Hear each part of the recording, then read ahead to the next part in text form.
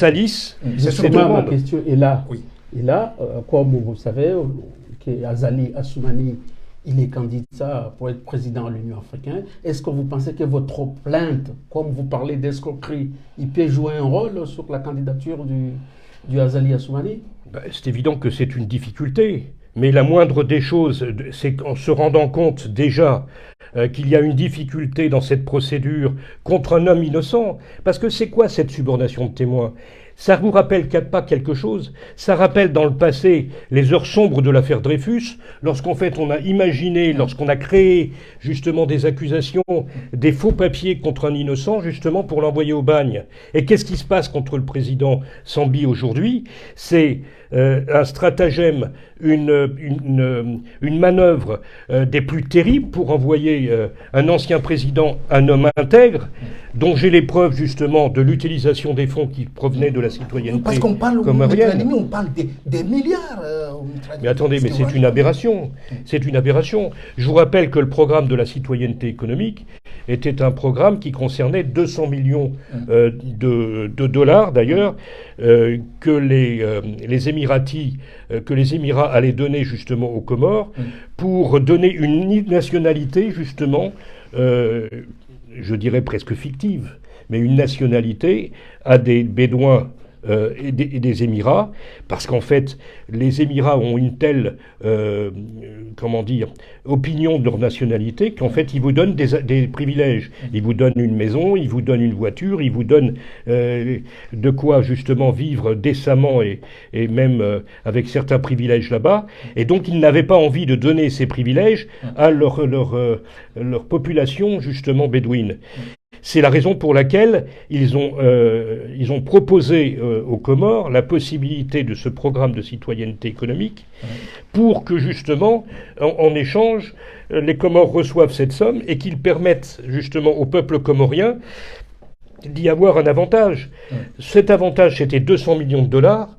Et moi, j'ai la preuve, parce qu'en fait... Donc, le montant que le commissaire Junaïd qu'il a au procès, 1,8 milliard d'euros. C'est faux? Bien évidemment. Attendez, le programme ne portait que sur 200 millions de dollars. Donc, 200 millions de dollars et 1,8 milliard d'euros, ça n'a rien à voir. C'est la preuve que, dans ce procès... Le commissaire du gouvernement, n'avait aucune possibilité, justement, de connaître le dossier. Il ne connaissait pas le dossier. Il a inventé n'importe quoi.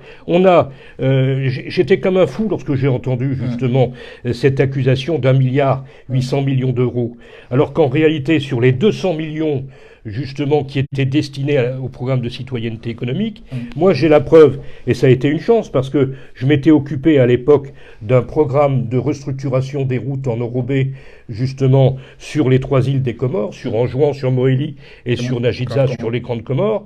Eh bien, il y avait l'utilisation, justement, et j'ai les contrats ici avec Colas, j'ai l'utilisation de plus de 20 milliards de francs comoriens qui étaient destinés à cette reconstruction et qui ont été utilisés par le président Sambi pour payer Colas. J'ai également, et ça c'est dans l'instruction du procès, on a la preuve que 1,3 milliard d'euros ont été placés à la Banque centrale des Comores et que dans ces conditions, on est à presque 23 milliards de francs comoriens, presque 45 millions d'euros qui ont été dépensés, enfin, qui ont été, pas dépensés, puisqu'en fait, il y en avait qui étaient à la Banque centrale, mais qui ont été apportés par le président Sambi au profit des Comoriens. En l'espace de 2 ans, puisqu'en fait, il est président entre 2006. Bien sûr, il est président entre 2006 et 2011. C'est pour faire les routes, l'argent qu'il donne à Colas? Il a apporté un bien-être justement au peuple comorien. Justement, la première des choses pour le bien-être d'un pays, c'est aussi la communication, c'est aussi les routes, c'est aussi la possibilité de se déplacer. La liberté, c'est aussi, ça commence par la liberté de se déplacer. Et la liberté de se déplacer, elle commence par construire des routes. Ça a été un des premiers gestes justement du président Sambi. Et l'autre partie a été placée auprès de la Banque centrale. Et lorsque nous avions eu avec notre confrère Mahamoud, notre confrère comorien, justement, Maître Mahamoud, la preuve que, justement, il y a eu une confrontation avec le ministre des Finances du président Sambi à l'époque, eh bien, nous étions satisfaits puisque... C'était Kililou ou Mamadou? c'était Mamadou. Eh bien, il y avait, au moment de cette confrontation, une démonstration de... c'est Swahili, Mamadou. Mohamed Swahili. Eh bien, le ministre des Finances avait déclaré que la gestion du programme de la citoyenneté économique, l'argent qui relevait de ce programme, eh bien, ne relevait pas de la gestion de la présidence, mais il relevait que de lui-même. Il était le coordonnateur, effectivement. Et c'est là que j'arrive, maître. Pourquoi aujourd'hui on accuse l'ancien président Sambi? Bah écoutez, comment voulez-vous que je vous réponde? C'est une injustice totale. C'est un innocent, Sambi. Comment il faut le répéter? Il est innocent. Et que dans ces conditions, si vous voulez, il faut poser la question peut-être au président de l'Union, M. Azali. Monsieur Azali, parce qu'il dit qu'il est pour rien. Il y est pour rien. Il est pour rien. Et puis je l'entendais s'exprimer en disant mais comment on ne peut pas poursuivre un président et comment on ne peut pas le condamner, etc. Mais je suis désolé, il faut lui poser la question. Il y a une inimitié entre les deux. Quand j'ai récupéré ce dossier, il y a eu une difficulté à savoir que Sambi aurait été acclamé en sortant de la mosquée de Moroni, et puis ça aurait déplu justement au président Azali. Et c'est la raison pour laquelle, trouble à l'ordre public, alors que les partisans de Sambi auraient entonné l'hymne comorien, c'est la raison pour laquelle, à partir de ce moment-là, il y a eu toute cette difficulté, tout ce cauchemar qui a Donc il y avait une volonté d'étouffer l'ancien président Sambi.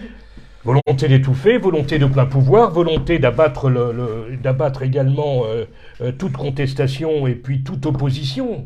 Moi, je vous rappelle qu'aujourd'hui, il n'y a pas d'opposition aux Comores. J'ai une question, beaucoup de Comoriens se posent. Le dossier citoyenneté économique, il y avait les Comores, les Émirats arabes. Les principaux acteurs, c'est M. Ahmed Abdallah Mohamed Sambi et Bachar Kiwan. Qui a mis M. Bachar Kiwan dans le dossier? Et c'est les Émirats ou c'est les Comores? Alors, Bachar Kiwan est un intermédiaire qui n'était pas connu du président Sambi. Il n'y a aucun lien entre M. Bachar Kiwan et aucun lien avec le président Sambi. Bachar Kiwan est un intermédiaire qui a été imposé dans la mesure où en fait il y avait des sommes importantes que les Émiratis apportaient aux Comores. C'est un intermédiaire qui a été imposé par les Émirats. Et en fait, le président Sambi n'a pas pu faire autre chose. Donc c'est pas Sambi qui l'a mis dans le dossier? Pas du tout, mais il n'y a aucune connaissance entre Kiwan et puis le président Sambi. Est-ce qu'aujourd'hui, vous avez contact avec Bachar Kiwan? Non, j'ai pas de contact avec Bachar Kiwan. J'ai simplement contact avec son avocat, donc j'ai donné les coordonnées avec, comment il s'appelle, avec le procureur de la République, pour avoir justement la possibilité d'entendre Bachar Kiwan et de faire en sorte que les messages qu'il a pu recevoir et les SMS qu'il a pu recevoir du ministre Msaidi, justement, soient récupérés et saisis par la justice française. Aujourd'hui, on a appris comme quoi Bachar Kiwan, il n'est plus recherché, Mohamed Abdou. Tout à fait. Nous avons reçu un dossier aujourd'hui, il est là, qui dit que Interpol ne cherche plus Bachar Kiwan. Donc, maître, il va nous confirmer si c'est vrai ou si c'est pas vrai. Le dossier, il est là. Voilà. Maître, est-ce que c'est vrai, Bachar Kiwan? Alors, le dossier, il est là. Je l'ai reçu. J'ai ces documents. Voilà. C'est-à-dire que si vous avez eu communication de la plainte que j'ai déposée pour subornation de témoins et tentative d'escroquerie au jugement en bande organisée auprès du parquet de Paris, je rappelais que le 31 août 2021, c'est-à-dire il y a plus d'un an, Bachar Kiwan avait demandé à Interpol une suppression des informations concernant auprès des bureaux justement centraux nationaux d'Interpol, et qu'il a obtenu le 28 juin 2022 la suppression des données le concernant, justement parce qu'en fait ces données n'étaient pas conformes aux règles d'Interpol et ont été supprimées. Donc ça c'est tout à fait exact. Bachar Kiwan n'est pas poursuivi par Interpol aujourd'hui. Est-ce que vous trouvez ça normal? Mais moi, je ne suis pas l'avocat de Bachar Kiwan. Je ne connais pas ce qui est reproché à Bachar Kiwan. Ce que je sais, c'est par rapport au dossier du président Sambi et au détournement des fonds qu'il y a pu avoir dans la procédure, dans le programme de la citoyenneté économique comorienne, et que dans ces conditions, je ne sais pas ce qui est reproché à Bachar Kiwan. Mais il n'empêche que là, c'est une donnée qui est quand même importante, qui vous parvient, je ne sais pas comment vous l'avez, mais de manière totalement indépendante, et qui vous permet de constater qu'il n'y a plus de poursuite en ce qui concerne Bachar Kiwan, par Interpol. Mesdames et messieurs, on est en direct avec Maître Halimi. Vous pouvez réagir, vous partager au maximum et vous pouvez appeler aussi. Hein. On va vous donner le numéro de téléphone, vous pouvez réagir. Maître Halimi, il y a un juriste qui s'appelle Ulam Atoumane qui demande tout simplement d'annuler ces procès. Est-il possible, oui ou non? Écoutez, déjà, le choix de la Cour de sûreté de l'État était un choix qui était invraisemblable, puisqu'en fait, il n'était pas prévu, c'était la Cour suprême qui devait juger le président Sambi éventuellement. Je vous rappelle que dès le départ, de toute façon, tout a été faussé. Quand j'ai commencé ce procès, j'avais dit, il y avait la Coupe du Monde qui commençait, et j'avais dit, il y a une différence, c'est que à la Coupe du Monde, ils ne changent pas les règles du jeu. Là, on nous impose une loi qui n'existe pas, on nous impose une Cour qui n'était pas légale, on nous impose un président qui avait connu préalablement de l'affaire, et donc c'est rigoureusement interdit. Que je vous rappelle mais ils disent que ça a toujours existé. Mais oui, mais le droit comorien, à si vous voulez, l'époque, ça a toujours existé. le droit comorien, c'est calqué sur le droit français.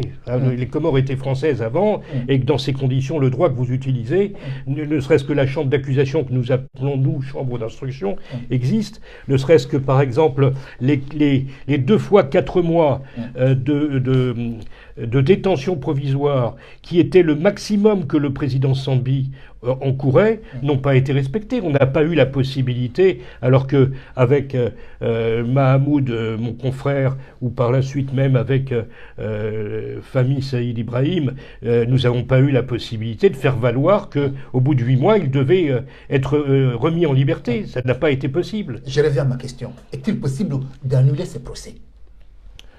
Alors, vous savez... Comme demande le juriste Ulam Atoumane, docteur. Bah, écoutez, pour moi, on n'a pas eu de procès équitable, donc qu'il y ait une annulation, je trouverais ça normal. Mais je ne suis pas à la place des autorités comoriennes et je ne suis pas à la place des institutions, de l'institution judiciaire comorienne. Donc c'est à elle de décider. Il n'y a pas eu de procès équitable. Parce que lui, il dit qu'il faut tout recommencer, les A à Z. Bah écoutez, si on pouvait le faire, ce serait bien, mais même aujourd'hui, moi je trouve que c'est une perte de temps. On a la preuve de l'innocence de Sambi, on a la preuve qu'il n'a pas détourné un centime, on a la preuve que c'est un procès politique et qu'en fait on n'a rien à lui reprocher. On a la preuve de l'argent qui a bénéficié aux Comoriens, que ce soit pour l'utilisation justement auprès de Colas ou de l'argent qui a été mis auprès de la Banque centrale. Donc, je n'arrive pas à comprendre aujourd'hui comment cet homme de 64 ans est en détention pour la perpétuité. Comment vous pouvez l'accepter, vous, Comoriens, alors que vous êtes, vous voyez justement toute la démonstration d'une injustice.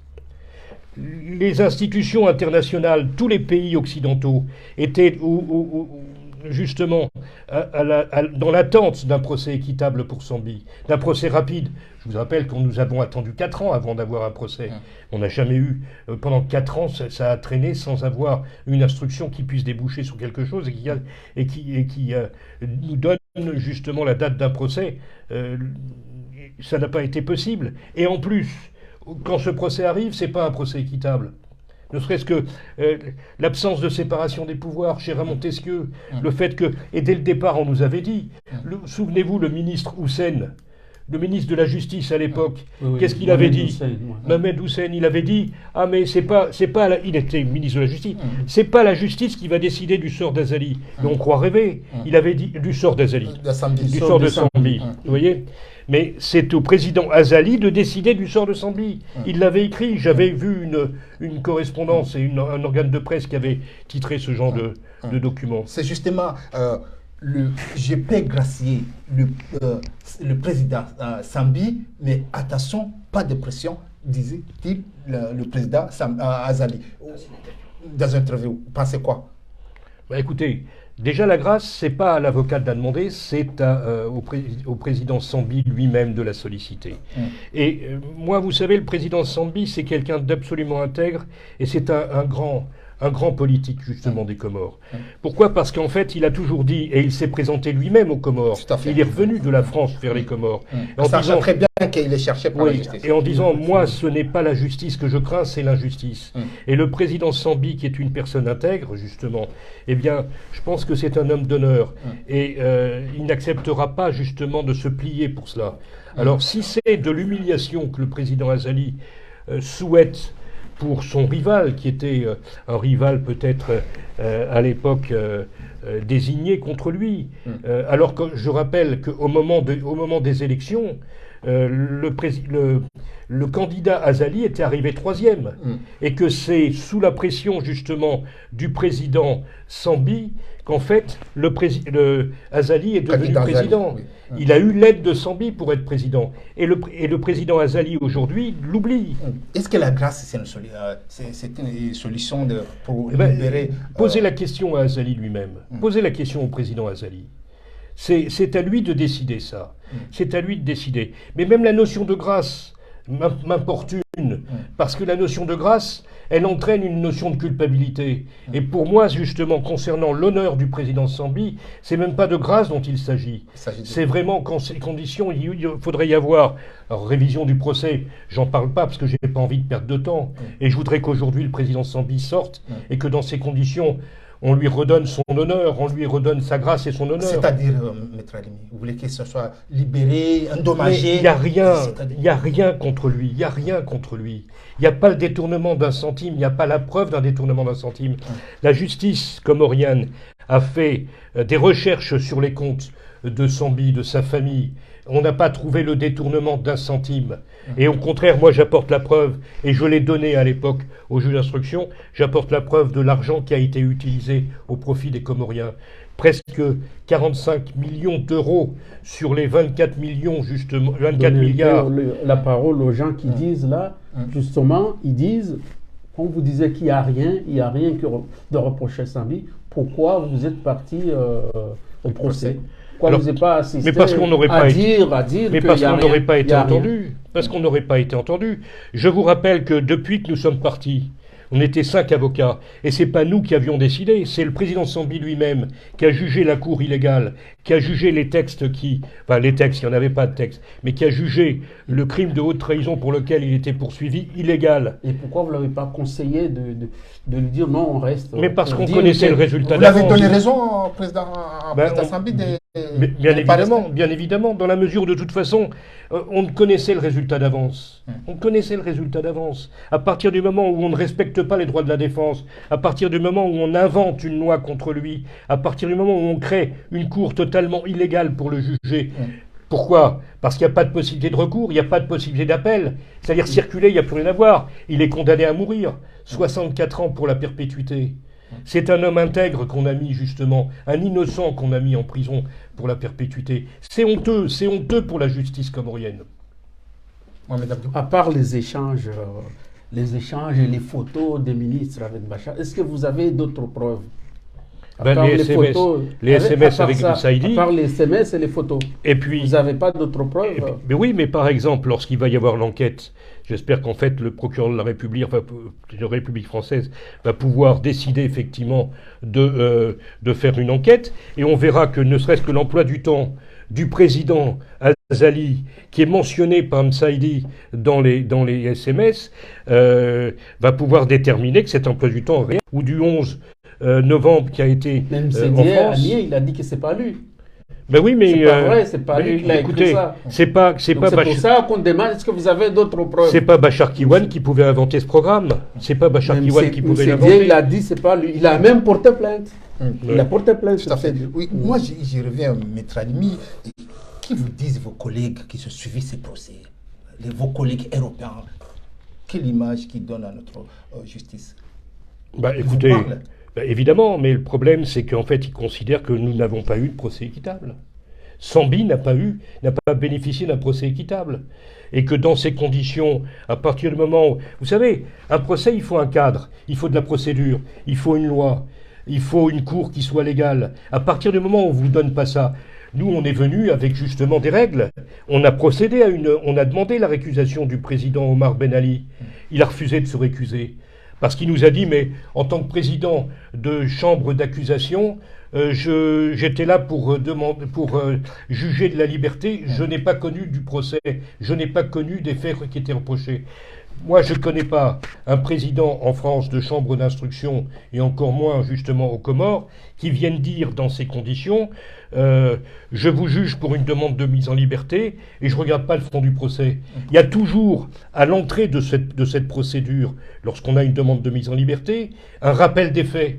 Et la preuve en est, pour rejeter une demande de mise en liberté. Il suffit d'une ligne, attendu que les faits sont graves.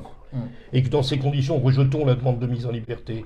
Bien évidemment, le président Omar Ben Ali, qui doit être un bon magistrat, je présume, eh bien, dans ces conditions, devait connaître du procès. Et il dit lui-même, j'ai pas connu des faits reprochés à Sambi. C'est d'une aberration, c'est d'un manque de justice total. C'est d'un manque de justice. C'est pourquoi? Parce que les jeux sont faits. Et que dans ces conditions, on n'a aucune possibilité de faire entendre notre voix et la voix du président Sambi pour un procès équitable. Et comme la France c'est un pays ami, est-ce qu'il a un rôle à jouer à ce procès? Alors ça, il faut le demander aux institutions. Moi, je sais que de toute façon, le ministre de la Justice française auquel je me suis adressé est sensible au fait que, justement, et je pense que c'est grâce à elle que nous avons pu obtenir un procès avant la fin de l'année, parce qu'en fait, elle s'était engagée à cela. Vous dites quoi Mais elle était dans l'espérance d'un procès équitable. Et la notion de procès équitable, c'est pas n'importe quoi. C'est pas n'importe quoi. J'ai dit ministre de la Justice, non, c'est la ministre des Affaires étrangères. Mais elle sait ce que c'est qu'un procès équitable. Selon vous, pourquoi il y a des jeunes docteurs en droit, des jeunes Comoriens qui sont en France, qui sont formés en France, qui disent que le procès a été respecté?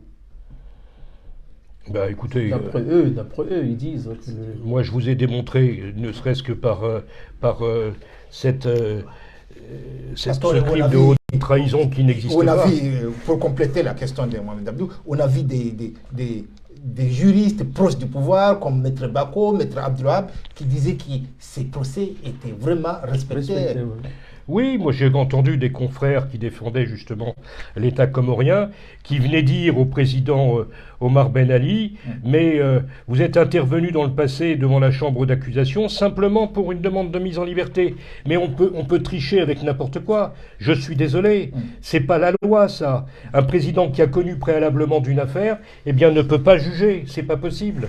Un juge d'instruction, par exemple, ne pourrait pas être juge du siège et juger d'une affaire qu'il a connue préalablement. Eh bien, je leur dis non, dans ces conditions.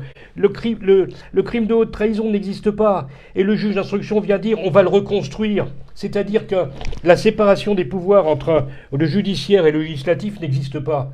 Donc, je suis désolé. Pourquoi ils disent ça? C'est le parce que ils défendent le pouvoir, ils défendent la conviction du président Azali et de ses ministres. Mais vous savez, il y a une expression, mieux vaut une injustice qu'un désordre. Eh bien, ces gens-là préfèrent peut-être une injustice à un désordre. C'est quoi la solution pour libérer La solution, c'est qu'on libère aujourd'hui, immédiatement, le président Sambi.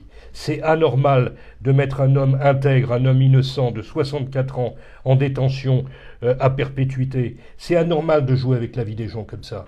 Les Comores s'honoreraient à libérer tout de suite le président Sambi et à faire en sorte qu'on se rende compte que, justement, il n'y a pas eu d'instruction, il n'y a pas eu de procès équitable, il n'y a pas eu la possibilité d'avoir une séparation des pouvoirs. L'article 8, vous savez, les Comores sont signataires de des droits de l'homme, de la Déclaration des droits de l'homme et du citoyen, celle de 89. Eh bien, il est indiqué dans cet article 8 qu'on ne peut être jugé qu'en considération d'une loi qui a été promulguée antérieurement. Mais quelle loi a été promulguée antérieurement? Et quels sont les juristes comoriens qui viennent dire que le crime de haute trahison a été promulgué antérieurement? Je leur dis ceci, regardez les textes, regardez ce qui a été fait et utilisé justement à l'encontre du président Sambi. C'est anormal, c'est de l'injustice. C'est amener un homme à la mort, parce que perpétuité pour un homme de 64 ans, ça veut dire quoi? On joue avec sa vie, on joue avec sa santé. Je vous précise que même à une époque, et pourtant le juge d'instruction n'était pas quelqu'un de plus indulgent avec le président Sambi, il lui a quand même permis d'aller se faire soigner à l'étranger, et que c'est sur opposition du président Azali, c'est-à-dire par émiction du pouvoir exécutif sur le judiciaire, qu'on a empêché le président Sambi d'aller se faire soigner à l'étranger. alors que justement sa santé le méritait. C'est surtout, on a vu que le ministre, ce ministre des Finances de l'époque, Ikili Louamine, il n'était pas convoqué. Et aussi, Achraf, qui était son directeur, qui signait ses passeports, il n'était pas convoqué non plus, alors qu'on a convoqué Mamadou Ali Swali. Vous comprenez? Ben non, je comprends pas, mais ça veut dire quoi? Ça veut dire quoi? Ça veut dire que c'est ciblé. C'est ciblé, c'est-à-dire qu'il y a des personnages justement qui gênent le pouvoir exécutif. Et vu l'immixtion qu'on a eue de l'exécutif de la part du président Azali dans cette affaire, alors qu'en fait il aurait dû rester totalement indépendant par rapport à cela, mais ça lui faisait peut-être pas plaisir que le président Sambi soit innocenté des faits qui lui étaient reprochés. Que pensez-vous des propos du procureur Ali Mohamed Junaïd pendant les réquisitions, quand il disait Ahmed Abdallah Mohamed Sambi a trahi la mission qui lui a été confiée par les Comoriens? Mais c'est scandaleux. C'est scandaleux. Le commissaire du gouvernement n'est que le commis du gouvernement. N'est que le commis du gouvernement. Monsieur Junaïd, je suis désolé de lui dire et de lui rappeler. Pourquoi? Parce que justement, le président Sambi n'a jamais trahi la fonction qu'il avait et a honoré la fonction qu'il avait à l'époque, justement. Donc en fait, aujourd'hui, jouer avec la vie d'un innocent, c'est pas normal. Et c'est pas à l'honneur, justement, d'un procureur ou d'un commissaire du gouvernement, justement, de prétendre ce genre de choses. Nous avons la Constitution des Comores, qui a été votée en 2018. Donc vous dites que le procès du Sambi n'a pas respecté du tout la Constitution. Cette Constitution. Regardez l'article 30. Regardez l'article 30. L'article 30, justement, qui vise éventuellement les poursuites qui pourraient pu être exercées à l'encontre de Sambi. Eh bien, il était indiqué, attendu que l'article 30 de la Constitution a prévu des faits de haute trahison. Oui, il est là. Voilà, a prévu des faits de haute trahison. Vous pouvez le lire, monsieur. L'article 30 n'a ni défini la haute trahison, ni fixé les peines, ni prévu la procédure. L'article 30, qu'est-ce qu'ils disent? L'État garantit les droits de la femme, de l'enfant, de la jeunesse et des personnes vivant avec un handicap à être protégées par les pouvoirs publics contre toute forme d'abandon, exploitation et de violence. C'est tout. C'est ce qui a été dit à l'article 30. L'article 30 de la Constitution avait prévu des faits. Alors peut-être que je me suis trompé de la Constitution. Ça, c'était la Constitution 2018, préalable. 23 décembre 2001, révisée en 2009, en 2013, en 2018. Eh ben, je vous redonne la lecture qui a été faite de l'article 30 dans l'ordonnance de renvoi du président Sambi devant la Cour de sûreté de l'État. Il est indiqué, attendu que l'article 30 de la Constitution, n'ayant ni défini la haute trahison, ni fixé les peines, ni prévu la procédure, il convient de se faire une construction juridique de cette notion de haute trahison. Donc, voilà. C'est-à-dire aujourd'hui, vous avez des nouvelles de l'ancien président Sambi? Alors ça aussi, merci de vous poser la question, parce que c'est honteux. C'est honteux parce que comme nous n'avons pas accepté de continuer à légitimer ce procès, dans la mesure où si nous étions restés, nous légitimerions effectivement ce procès à l'encontre du président Sambi, eh bien, le commissaire du gouvernement, M. Junaïd, a refusé justement de nous permettre, et avant que je parte des Comores, je n'ai pas pu rencontrer le président Sambi. Et force est de regretter aujourd'hui que mes confrères comoriens, que ce soit Maître Mahamoud ou Maître Fahami, eh bien, n'ont pas eu la possibilité de rencontrer le président. Et c'est anormal. Pas de contact avec un... Pas de contact, ça nous est interdit. Et les confrères comoriens qui assistent justement le président Sambi ne peuvent pas le voir. Alors qu'il est d'usage, après une procédure, toujours de rencontrer son client, d'avoir la possibilité justement de s'enquérir jusqu'à de ces son jours, état pas de santé. des... Impossible de le voir. J'ai même appelé mes confrères justement ce matin qui n'ont pas pu avoir la possibilité justement de rencontrer le président Sambi, de s'enquérir de son état de santé, de son mental, de ce qu'il peut ressentir, etc. On est toujours là après pour essayer de voir comment on peut ressentir une telle condamnation. C'est extrêmement lourd. Eh bien, on n'a pas la possibilité d'exercer notre rôle.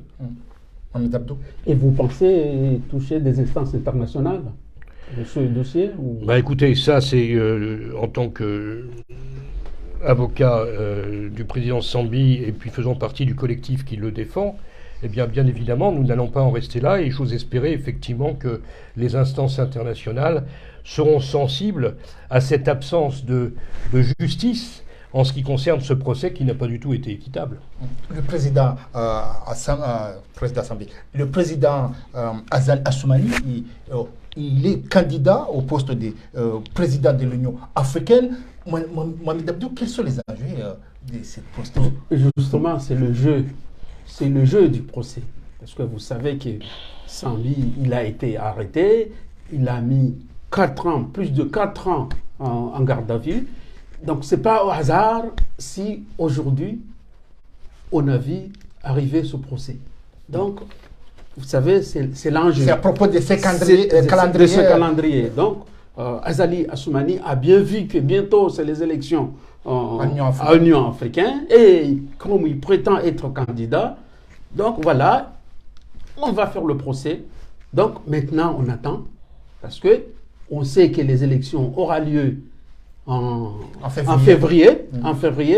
Donc ça, c'est sûr et certain, il y aura quelque chose avant les élections de l'Union africaine. Donc c'est l'enjeu. Donc je sais, est-ce qu'Azali va faire une grâce à Sambi? Et qu'est-ce qu'il va jouer? Parce qu'il y a le jeu, les élections de l'Union africaine et Sambi. Donc il y aura quelque chose. Est-ce qu'il va gracier? Donc c'est l'enjeu, c'est là où on veut voir exactement la finalité, comme Maître Ami, il l'a dit aussi, parce qu'il a bien précisé, que la plainte qu'il a faite à Paris va aussi jouer un rôle à ces élections de l'Union africaine. Donc, vous pensez qu'il ne peut pas être élu président de l'Union africaine sans faire quelque chose de ces Sambi? Ah oui, ça c'est certainement. Donc, le dossier Sambi va jouer quelque chose. Ce n'est pas au hasard que Sambi reste en prison 4 ans et demi sans être jugé et du coup, on a créé le procès. Donc, c'est l'enjeu. L'enjeu, c'est les élections de l'Union africaine. Donc, les Comoriens ou le monde entier va attendre. Il y aura quelque chose avant février, avant ces élections. Maître Alimi, que pensez-vous de cette candidature de président Azali Assoumani au sein de l'Union africaine? Ben, je suis mal placé pour en parler, parce qu'en fait, mon rôle est un rôle d'avocat. Maintenant, si vous voulez, le président Azali s'honorerait de trouver une solution au sort du président Sambi, parce que je présume qu'on ne peut pas se présenter pour présider l'organisation de l'Union africaine en s'éloignant de la démocratie, en s'éloignant de l'application de la justice et d'avoir la possibilité de jouir d'un procès équitable. C'est la moindre des choses.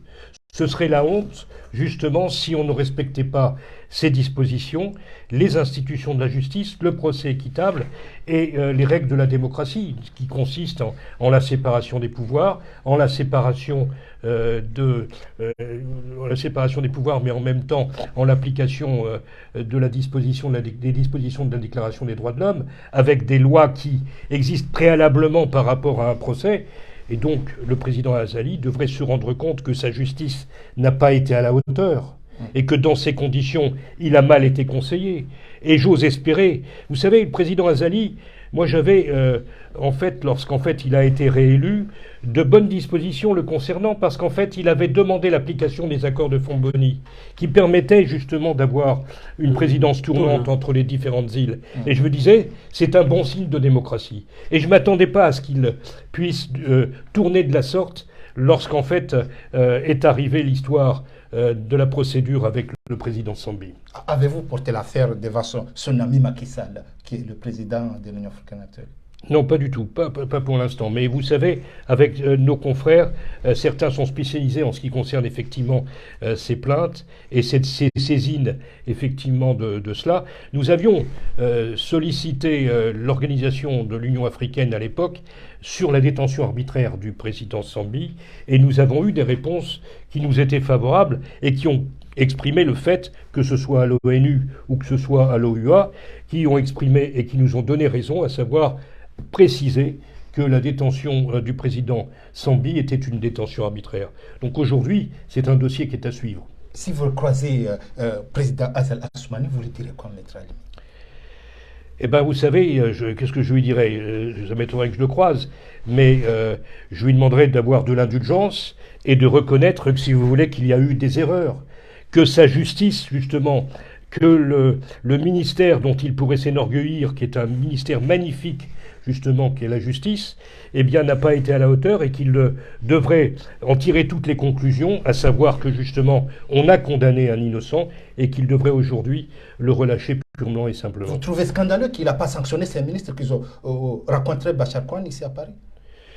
Bah écoutez, ça c'est son problème, je ne sais pas. Mais le problème, c'est que quand je vois la subornation de témoins et quand je vois la tentative d'escroquerie au jugement en bande organisée pour faire changer justement la déposition d'un coprévenu par rapport à des accusations infondées et pour créer justement un climat de suspicion, mais horrible, à l'encontre effectivement d'un innocent, j'estime que dans ces conditions, ça, il devrait s'en rendre compte. Mesdames et messieurs, on est en direct au chaîne libre de Comores avec Maître Alimi, avocat de l'ancien président Sambi. Vous pouvez réagir en direct et partager.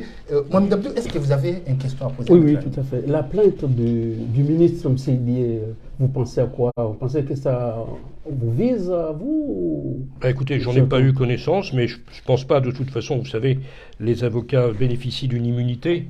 On n'est pas diplomate et on n'est pas ministre, mais on bénéficie d'une immunité dans le cadre de nos activités. Et si jamais il devait y avoir quelque chose, j'estime qu'on a suffisamment d'éléments pour démontrer les malversations qui ont été commises en bande organisée au plus haut sommet de l'État, au plus haut sommet de l'État comorien. On a les preuves de cela. Et que dans ces conditions, si on doit rendre des comptes devant la justice, on les rendra coup pour coup. Et le peu du temps que vous avez passé aux Comores, dans le cadre de votre travail, comme vous parlez de votre travail, quelle impression a donné à la justice comorienne, souveraineté, séparation de pouvoir?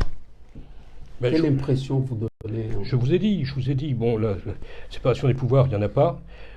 En fait, non, il n'y en a pas. Que ce soit Houssen, au départ, le ministre de la Justice, qui indiquait que le sort de Sambi était entre les mains d'Azali, que ce soit l'actuel l'actuel juge d'instruction Elamine Saïd, qui a indiqué qu'on allait reconstruire, ça n'existe pas, mais on va reconstruire le crime de haute trahison parce qu'en fait, il n'avait pas été prévu ni organisé, on n'avait même pas les peines, on n'avait même pas la procédure. Eh bien, ça, c'est la preuve qu'il n'y a pas de séparation des pouvoirs. Et puis, on est extrêmement déçus parce que les Comoriens sont un peuple magnifique. Vous savez, on parlait d'un peuple extrêmement gentil, extrêmement avenant, extrêmement hospitalier. Et aujourd'hui, on donne des Comores une image qui n'est pas la bonne. Est-ce que pendant votre voyage, on vous avait mis la pression, vous étiez intimidé ou vous étiez libre de travailler Pardon. Écoutez, à part le fait qu'on nous a empêchés d'approcher notre client, d'approcher le président Sambi, on n'a pas eu d'autres difficultés. Je mentirais en vous disant autre chose. Il n'empêche que je vois mes confrères comoriens, ils font attention.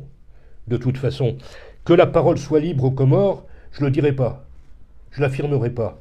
Donc j'estime pour ma part qu'en fait, que la parole puisse redevenir libre et que la justice soit indépendante, c'est la première des choses. C'est la première des choses. L'indépendance de la justice, c'est une notion sacrée qui nous protège tous. Aux Comores, non, il n'y a pas de justice libre et indépendante. Il y a aussi la santé de l'ancien président Sambi. Ça veut dire qu'aujourd'hui, vous n'avez pas de nouvelles de sa santé? On n'a aucune nouvelle. On n'a aucune nouvelle du président Sambi. Justement, nous avons vu au début du procès votre client Sambi, comment il a bataillé pour prendre la parole. Vous trouvez ça que c'était normal ou... Ça lui a été reproché. Ça lui a été reproché par un avocat de l'État comorien, je pense,